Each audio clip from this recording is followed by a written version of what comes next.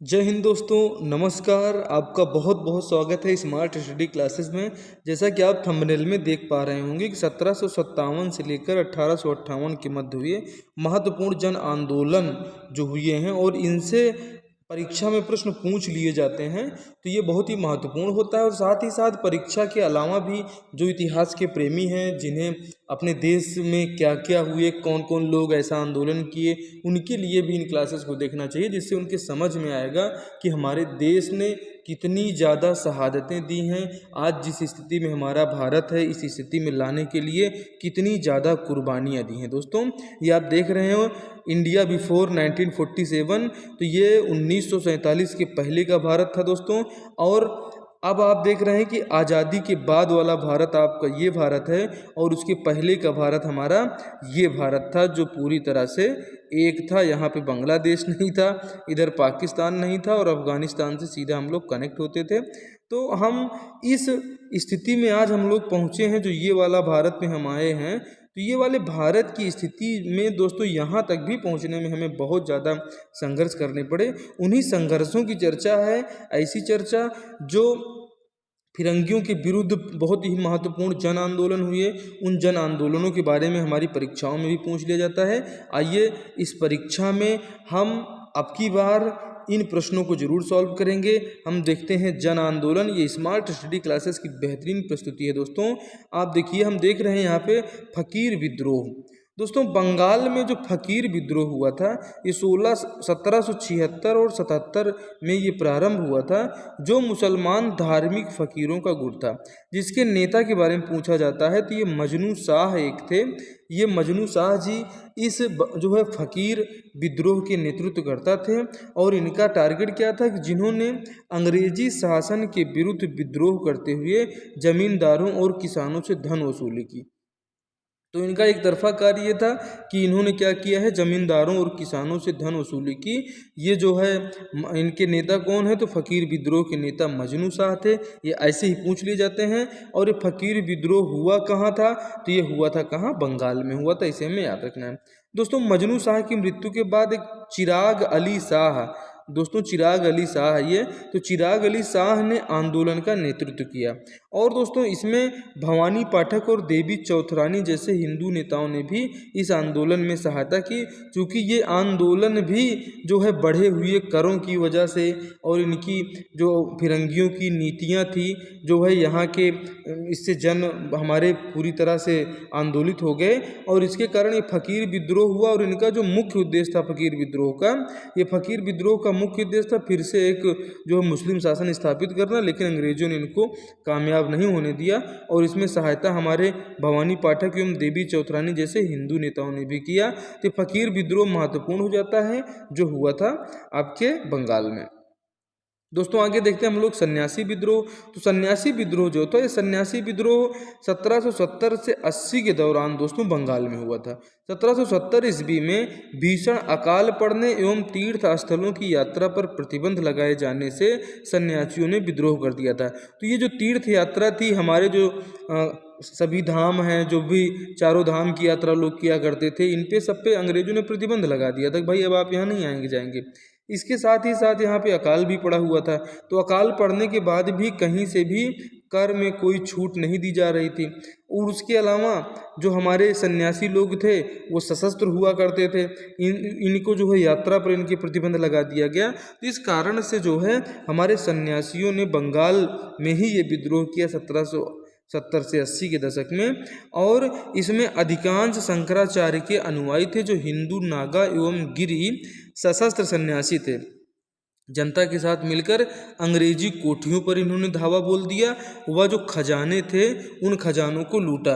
आपने इसी दोनों क्लासेस में आपने देखा होगा कि एक तरफ तो किसानों को भी लूटा गया फकीर विद्रोह में, लेकिन जब हमारे फकीरों के बाद हमारे सन्यासियों ने विरोध किया, तो सन्यासियों ने सीधे क्या किया, जो अंग्रेज कोठियाँ थी उन पर धावा बोला और जो अंग्रेजी खजाने थे उनको लूटने का काम किया। हमारे आदि शंकराचार्य के अनुयायी थे दोस्तों। यही है सन्यासी विद्रोह। ये पूछा जाता है कहाँ पर हुआ, तो आपको बताना है बंगाल में हुआ है। और बंगाल में इसी समय 1770 में एक भीषण अकाल पड़ा हुआ था। और किस कारण से सन्यासी सन्यासी विद्रोह हुआ। तो दोस्तों तीर्थ स्थलों की यात्रा पर प्रतिबंध लगाए जाने के कारण हमारे सन्यासियों ने विद्रोह किया। दोस्तों ये क्लास आपके प्री एवं मुख्य मेंस एग्जाम दोनों के लिए बहुत ही महत्वपूर्ण है, तो आप इसे जरूर याद रखें। और अगर इन तथ्यों को भी आप अपनी मुख्य परीक्षा में भी लिख देते हैं तो उससे आपको जो है पूरे के पूरे नंबर मिलने वाले हैं। आइए देखते हैं सन्यासी विद्रोह में जो है क्या होता है कि सन्यासी विद्रोह जो है दोस्तों, ये वारेन हेस्टिंग्स जो हैं, वारेन हेस्टिंग्स ने लंबे सैन्य अभियान के बाद, ये दोस्तों बाद है, लंबे सैन्य अभियान के बाद इस विद्रोह को कुचलने में सफलता पाई। तो आपने देखा कि इस समय जो है कौन थे यहाँ पे गवर्नर, तो जो गवर्नर थे वारेन हेस्टिंग जी थे, और एक लंबा अभियान इनके द्वारा चलाया गया, उसी में जो है उसके बाद ही सन्यासी विद्रोह पर कंट्रोल किया जा सका। सन्यासी विद्रोह के बारे में पूछ लिया जाता है, इसका उल्लेख कहाँ मिलता है दोस्तों, हमारे बंकिम चंद्र चट्टोपाध्याय या बंकिम चंद्र चटर्जी का जो उपन्यास है आनंद मठ, आनंद मठ में दोस्तों ये उल्लेख मिलता है किसका, सन्यासी विद्रोह का। ये कई बार एग्जाम में क्वेश्चन के रूप में पूछा गया है, इसे आपको याद रखना है। बेहद ही महत्वपूर्ण जो है आपको इसमें चर्चा किया जा रहा है, आप इनसे देखें और आप भी अपना मत व्यक्त करते चलें। साथ ही कमेंट बॉक्स में बताएं कि भारत की गुलामी में जो है हमारे सन्यासियों का भी बहुत योगदान रहा, इन्होंने भी अपनी क्षमता के हिसाब से परेशान अंग्रेजों को किया। दोस्तों समय बदलता रहता है और समय के साथ में आंदोलन भी बदलते हैं। आप देखिए अब हम आ गए हैं वहाबी आंदोलन पे। तो ये जो वहाबी आंदोलन है दोस्तों, ये मूलतः मुस्लिम सुधारवादी आंदोलन था जो 1820 से 70 के दरमियान चलता रहा। आप देखेंगे लगभग 50 वर्षों तक ये आंदोलन चला। और जो वहाबी आंदोलन था ये मुस्लिमों में जो कुप्रथाएं थी उनमें सुधार के लिए आंदोलन चलाया गया था। वहाबी आंदोलन दोस्तों मुस्लिम समाज को भ्रष्ट धार्मिक तौर तरीकों से मुक्त कराने के लक्ष्य पर संचालित हो रहा था। तो दोस्तों जो भ्रष्ट धार्मिक तौर तरीके थे उनसे जो है दूर रहने के लिए और जो अच्छी चीज़ें थी उनको ग्रहण करने के लिए मुस्लिम समाज के लोगों द्वारा ये आंदोलन चलाया जा रहा था। इसके जो संस्थापक थे दोस्तों ये अब्दुल वहाब जी थे। और भारत में इसे लोकप्रिय बनाने का जो कार्य है सैयद अहमद बरेलवी ने किया है। हमारे वहाबी आंदोलन जो मुस्लिम सुधारवादी आंदोलन था जिसमें भ्रष्ट धार्मिक तौर तरीकों से मुक्त कराने के लक्ष्य पर संचालित हो रहा था वहाबी आंदोलन। तो आपको याद रख लेना है वहाबी आंदोलन के नेता कौन है, तो आप ये नेता हैं भारत में इसको लोकप्रिय बनाने वाले सैयद अहमद बरेलवी का संबंध पूछ लिया जाता है किस आंदोलन से है, तो इस वहाबी आंदोलन से है। इसे अब आप जरूर याद रखिएगा। दोस्तों वहाबी आंदोलन में जो है मुख्यतः क्या बात थी कि सैयद अहमद जो थे ये पंजाब में सिखों को व बंगाल में अंग्रेजों को अपदस्थ कर मुस्लिम शक्ति की पुनर्स्थापना करना चाहते थे। इनका ये उद्देश्य था। तो पंजाब में जो सिख शासन कर रहे थे चाहते थे कि इनको भी हटा दिया जाए और बंगाल में जो अंग्रेज शासन कर रहे थे इनको भी वहाँ से अपदस्थ कर दिया जाए और एक बार फिर से मुस्लिम सत्ता जो है दोस्तों ये मुस्लिम है, इसको आप याद रखें, मुस्लिम सत्ता को फिर से स्थापित किया जाए। जिन्होंने अपने अनुयायियों को हथियार रखने व प्रशिक्षित करने के साथ स्वयं भी सैनिकों की वेशभूषा धारण की। तो ये सैयद अहमद पूरी तरह से समर्पित थे और एक बार पुनः जो है मुस्लिम शक्ति की स्थापना का प्रयास होता है लेकिन इसमें सफलता इनको नहीं मिलती है। और इन्होंने अपने अनुयायियों को हथियार रखने व प्रशिक्षित करने का भी काम किया और उसके साथ में स्वयं भी सैनिकों की वेशभूषा धारण करते थे। तो मतलब आप समझें कि बिल्कुल समर्पित व्यक्ति थे। सैयद अहमद जो हैं दोस्तों ये पेशावर में 1830 ईस्वी में अपने नाम के सिक्के भी चलवाते हैं। पेशावर अभी कहाँ है, तो पाकिस्तान में है दोस्तों।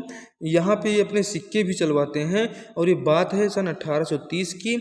और इनका संबंध जो है ये संबंध किससे है, ये जो है इसी जो है आपके आंदोलन से है, वहाबी आंदोलन से ही इनका संबंध है। ठीक है दोस्तों, इसमें होता क्या है कि सैयद अहमद की मृत्यु जो होती है 1831 ईस्वी में मृत्यु हो जाने पर इसका आंदोलन जो वहाबी आंदोलन का केंद्र था वो पटना जो है बन जाता है। तो सैयद अहमद की मृत्यु के बाद वहाबी आंदोलन का केंद्र पूछ लिया जाता है तो वो पटना बन चुका था।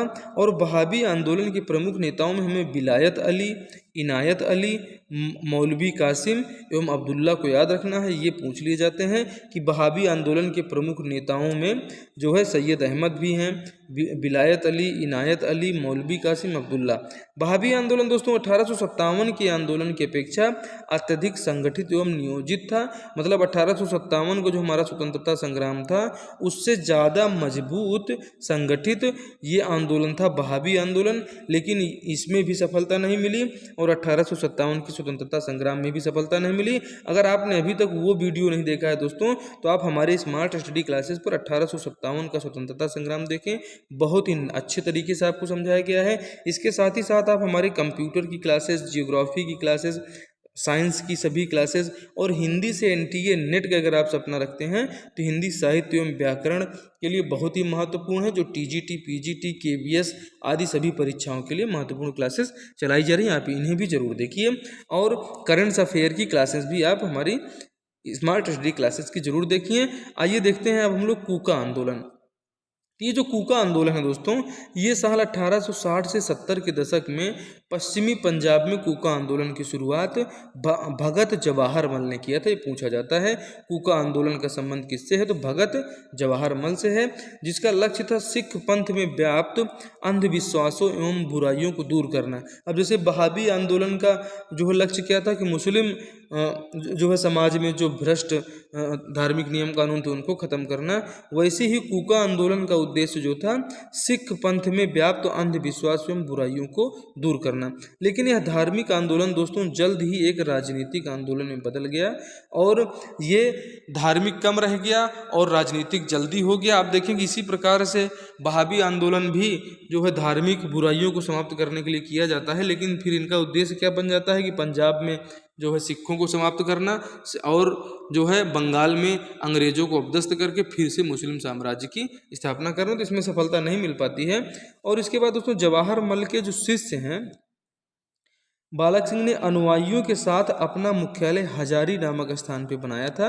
ये जवाहर मल है। ये कूका आंदोलन है। ये कूका आंदोलन के बारे में ज़रूर पूछा जाता है। तो कूका आंदोलन कब हुआ था, तो ये भी दोस्तों पश्चिमी पंजाब वाले एरिया में हुआ था 1860 के 70 के दशक में। और इसका नेतृत्व करता थे कौन, भगत जवाहर मल थे, जिनका लक्ष्य था सिख पंथ में व्याप्त अंधविश्वासों बुराइयों को दूर करना। तो इन्हें हमें जरूर याद रखना है। आगे देखते हैं दोस्तों कि कूका आंदोलन के नेता जो हैं राम सिंह कूका सहित आंदोलन को दबाने के लिए अंग्रेजों ने 1863 से 72 तक कई अभियान चलाए। अंततः राम सिंह कूका को गिरफ्तार कर लिया जाता है और इनको रंगून निर्वासित कर दिया जाता है, जहां पे इनकी 1885 में मृत्यु हो गई। जब 1885 में कांग्रेस की स्थापना हो रही थी जो है जॉर्ज यूल के नेतृत्व में, तो आप देखें कि ए.ओ. ह्यूम है दोस्तों, ए.ओ. ह्यूम के जो है संरक्षण में।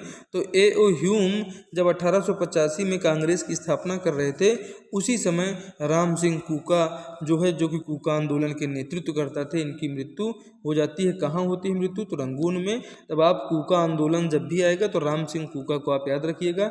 इनको जो है रंगून निर्वासित कर दिया था अंग्रेजों ने इस आंदोलन के कारण। दोस्तों आप हमारी इन क्लासेस की PDF अगर लेना चाहते हैं तो आप हमारे Telegram group smart study classes अपने चैनल पे आप जो है टेलीग्राम में जाएं और वहाँ पे स्मार्ट स्टडी क्लासेस टाइप करें जो है, और जैसे आप इसको जो है टाइप करेंगे तो हमारे चैनल का लिंक आपको मिल जाएगा, उसको ग्रुप को ज्वाइन कीजिए। और सभी परीक्षाओं की तैयारी के लिए फुल स्टडी मटेरियल उपलब्ध हैं। आप अपनी तैयारी को और मजबूत आयाम दें, आपके लिए बहुत ही लाभकारी होगा। ठीक है दोस्तों, आइए आगे देखते हैं कि अगली स्लाइड बहुत ही महत्वपूर्ण है। अब ये जो आंदोलन दोस्तों अपदस्थ शासकों के आश्रितों द्वारा कुछ आंदोलन किए गए थे। जो शासक जो है जिनको अंग्रेजों ने किसी किसी को तो जो है आप देखिए कि जब आपने देखा था लॉर्ड डलहौजी का जो व्यक्तिगत सिद्धांत था, ठीक है, उन्होंने जो है नाना साहब को भी उनके जो है उत्तराधिकारी न होने के कारण इन लोगों को, बहुत से ऐसे शासकों को इन्होंने अपदस्थ कर दिया था। तो उन्हीं अपदस्थ शासकों ने जो है जो विद्रोह किया, वो विद्रोह एक रामोसी विद्रोह इसमें नाम आता है, 1822 ईस्वी में हुआ था। और इस विद्रोह में मराठा सेना में सैनिक के रूप में सेवा देने वालों द्वारा किया गया था। तो दोस्तों ये रामोसी थे। ये रामोसी जो हैं ये मराठा साम्राज्य के पतन के बाद बढ़े हुए भूमिकर के विरोध में रामोसियों ने विद्रोह कर दिया।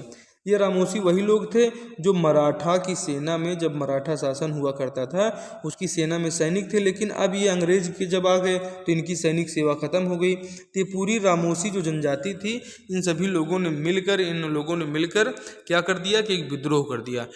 और 1822 ईस्वी में रामोसियों ने महाराष्ट्र के सतारा में लूटपाट की, जिन्हें शांत करने के लिए अंग्रेजों ने भूमि अनुदान देने के साथ साथ दोस्तों जो वहाँ की पहाड़ी पुलिस होती है उसमें इनको नौकरी भी दी। चूँकि इनका मुख्य कार्य क्या था, मराठा सेना में सैनिक का कार्य था। अब इनका जो है काम धंधा सब छूट गया। जब काम धंधा छूट गया तो इनकी मजबूरी हो गई कि 1822 में इन्होंने विरोध कर दिया और वो विद्रोह किया, तो महाराष्ट्र के सतारा में लूटपाट किया।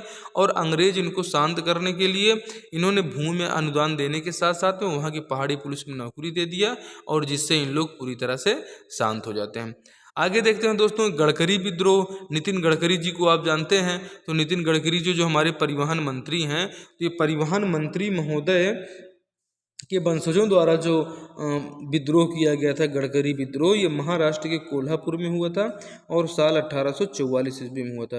गडकरी वह लोग थे जो मराठा शासन के दौरान किलों में जो है नौकरी करते थे, कि जैसे ये पूरा किला आपका बना हुआ है, तो इन किलों में जो है इन लोग क्या करते थे, नौकरी करते थे, इसकी सुरक्षा में जो है इन किलों के रहते थे चारों तरफ से। अब क्या हुआ कि इनका भी जो है जब खाता बंद हो गया, अब जब इनका खाता बंद हो गया, इनकी नौकरी चली गई, तो ये भी क्या हुए, अपदस्थ शासकों के आश्रित इन लोग थे, इन्होंने भी विद्रोह कर दिया। गडकरी जी वही हैं, नितिन गडकरी जी, इनका पूरे वंशज लोग सभी मराठा शासन के किलों में नौकरी करते थे, किलों की सुरक्षा का काम करते थे।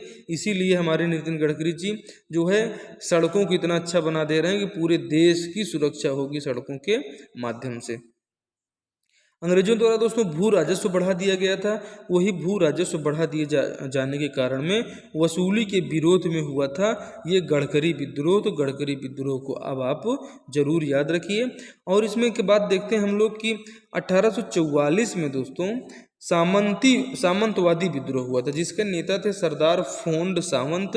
ये 1844 ईस्वी को याद रखना है, ये सामंतवादी विद्रोह था।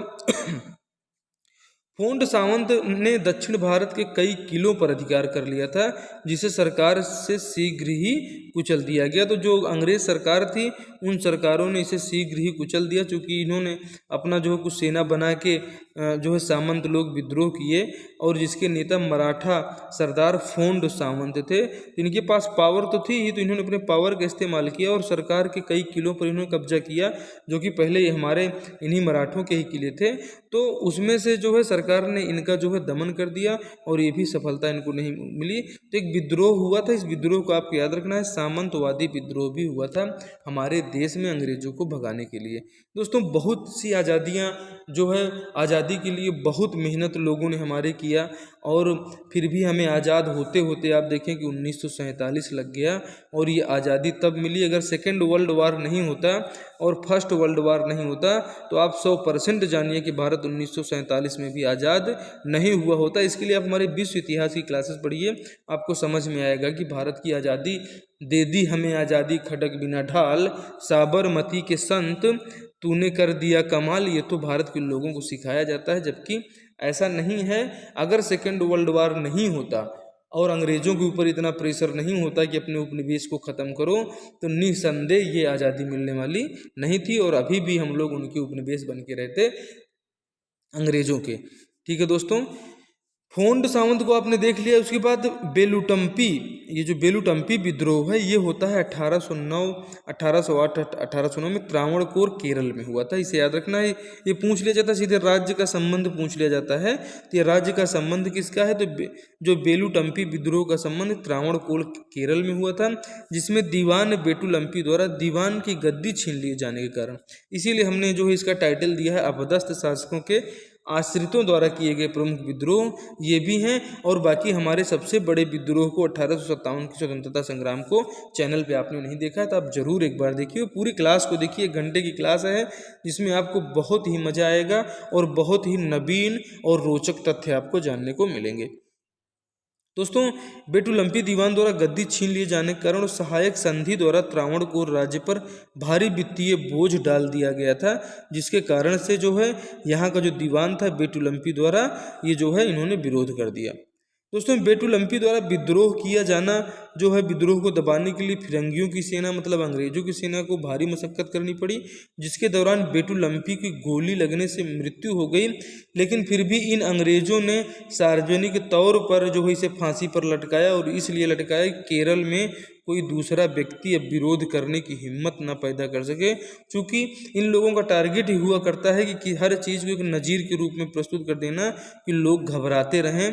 तो भैया ये घबराने के लिए ऐसा हुआ, बेटुलम्पी को गोली से इन्होंने मार दिया था, उसके बाद भी इन्होंने उसको फांसी पर लटकाया। तो ये अंग्रेज़ों का जो अत्याचार है, इससे और क्या कहेंगे कि हमारे यहाँ किसी के शव से छेड़छाड़ नहीं की जाती, लेकिन अंग्रेज लोग हमारे शवों को से भी छेड़छाड़ करते थे, आज के जो है कम से कम 200 साल पहले। आप देखिए किट्टूर चेन्नम्मा विद्रोह, ये कर्नाटक में दोस्तों किट्टर में जो है, कर्नाटक में एक जगह है किट्टर, और वहीं पर 1824 से 25 के दरमियान में हुआ था, जिसमें राजा की मृत्यु हो जाने के बाद अंग्रेजों ने उसके उत्तराधिकारी को मान्यता देने से इनकार कर दिया गया। इसके विरोध में राजा की विधवा रानी जो थी चेन्नम्मा ने रामाया की सहायता से विद्रोह कर दिया, इसीलिए इसको इनकी जो है चेन्नम्मा विद्रोह कहा जाता है। तो चेन्नम्मा कौन थी? तो ये उत्तराधिकारी थी किसकी? क्योंकि राजा की जब मृत्यु हो गई तो अंग्रेजों ने इनको मान्यता देने के उत्तराधिकारी को इनकार कर दिया, इसीलिए वहाँ की विधवा रानी ने ही विद्रोह कर दिया, और वो किसकी सहायता से? रामाया की सहायता से। उस विद्रोह कहा जाता है किट्टूर चेन्नम्मा विद्रोह। आगे देखते हैं दोस्तों कि बुंदेला विद्रोह कहाँ पर होता है। तो बुंदेला विद्रोह 1846 से 74 के दौरान ये कुर्नूल के बेदखल किए गए पालीगढ़ नरसिम्हा रेड्डी सरकार द्वारा जब्त की गई पेंशन से मना करने पर विद्रोह किया गया था दोस्तों। तो ये जो पालीगढ़ नरसिम्हा रेड्डी थे, इनको जो है दोस्तों पेंशन आदि मिला करती थी, तो ये पेंशन जो है सरकार द्वारा जब्त कर ली गई, और इसलिए इन्होंने अपनी पेंशन पाने के लिए विद्रोह किया, जिसे बुंदेला विद्रोह के नाम से जाना जाता है। इनका नाम आप याद रखें, विद्रोहों की कभी चर्चा होगी तो आप इनकी चर्चा जरूर कर सकते हैं कि ये कुर्नूल के बेदखल किए गए पालीगढ़ नरसिम्हा रेड्डी, ये जो है यहाँ से बुंदेला से इनको बेदखल किया गया था, और सरकार इनको पेंशन दे रही थी, उसको भी जब्त की गई पेंशन देने से मना करने पर। पेंशन मतलब इनको दिया जा रहा तो भी जब्त कर लिया सरकार ने। अब जब पेंशन नहीं मिल रही थी, इनको तो पेंशन मिल रही थी, बाकी इनके जनता को कौन सी पेंशन मिल रही थी? तो भैया ये खाली अपने हित के लिए सब मरे जा रहे थे, और उसी अपने हित में ये बुंदेला विद्रोह होता है। और जो होता क्यों है? तो पेंशन देने से मना करने पर। इनको पेंशन देते रहो, आप यहाँ राज करते रहो, इनको कोई दिक्कत नहीं थी। ये पाइक विद्रोह देखें तो 1904 में होता है, उड़ीसा के खुर्दा नामक स्थान पर हुआ।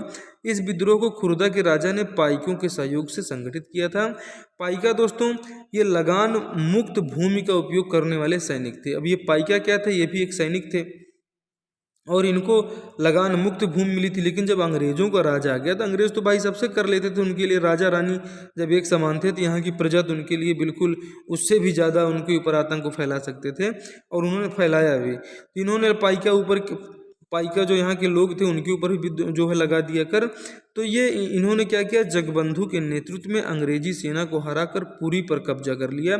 अब आप वही देखें जगन्नाथपुरी उड़ीसा वाला, कि पुरी पर ये कब्जा कर लेते हैं, लेकिन ये कब्जा ज़्यादा दिन तक चल नहीं पाता है दोस्तों। और ये इसलिए नहीं चल पाता है कि ये जो इनके कब्जा करने के बाद इन्होंने कब्जा किया, और अंग्रेज़ों ने जल्द ही इनके शासन को उखाड़ फेंका। ये दोस्तों बहुत ही छोटे छोटे विद्रोह थे, जो कई बार परीक्षा में पूछ लिए जाते हैं, और हम उसका जवाब नहीं दे पाते हैं। तो अब की बार आप उनका जवाब जरूर दे पाएंगे। आपने इस क्लास को जो है अपने दोस्तों में शेयर नहीं किया है तो आप शेयर कीजिए, और आप चैनल को सब्सक्राइब नहीं किए हैं सब्सक्राइब कीजिए, बहुत ही महत्वपूर्ण है। और आप हमारे चैनल पे इनके भी रानी लक्ष्मीबाई के भी बारे में बताया गया है। मुगलपुरा जो है उसके पहले आपको दिल्ली सल्तनत के सभी वंशजों के बारे में पढ़ाया गया, उसको भी देखिए। और करंट अफेयर और अंग्रेज़ों के अत्याचार को देखना बिल्कुल ना भूलें। आपसे मिलते हैं अगली क्लास में। जय हिंद, जय भारत।